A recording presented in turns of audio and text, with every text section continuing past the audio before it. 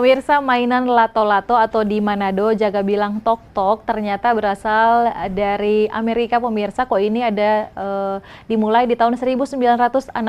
Belakangan memang bukan cuma di Manado, Sulawesi Utara, bahkan se-Indonesia heboh dengan ini tok-tok. Bahkan Presiden Republik Indonesia Joko Widodo ada bermain ini permainan yang satu ini.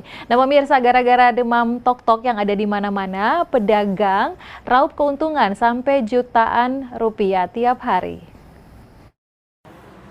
Lato-lato, permainan yang muncul pada tahun 1960 di negeri Paman Sam ini kembali viral pada masyarakat Indonesia. Lato-lato adalah dua bola plastik yang terikat dan dimainkan dengan satu tangan, kian digandrungi masyarakat, baik anak-anak bahkan orang dewasa. Manfaat lato-lato tersebut ternyata dapat menghilangkan rasa bosan. Meski terlihat mudah memainkannya, lato-lato membutuhkan keterampilan khusus seperti keseimbangan dan menjaga fokus.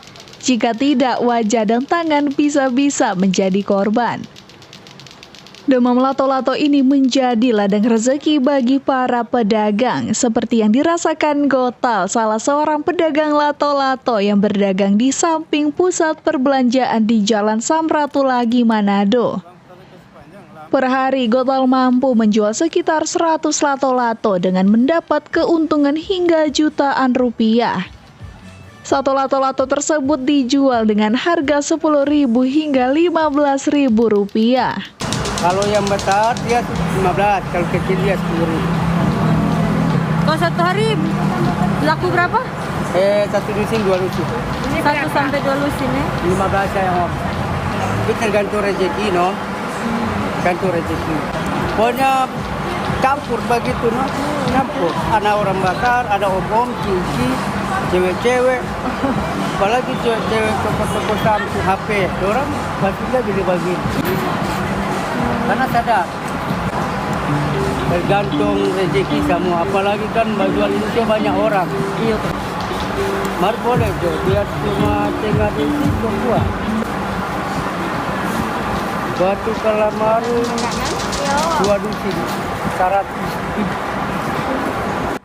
Di Indonesia, lato-lato sudah ada sejak era 90-an dan lebih pentingnya lagi, lato-lato dapat mengalihkan perhatian anak-anak Anda terhadap gadget. Tim Liputan Kawanua TV.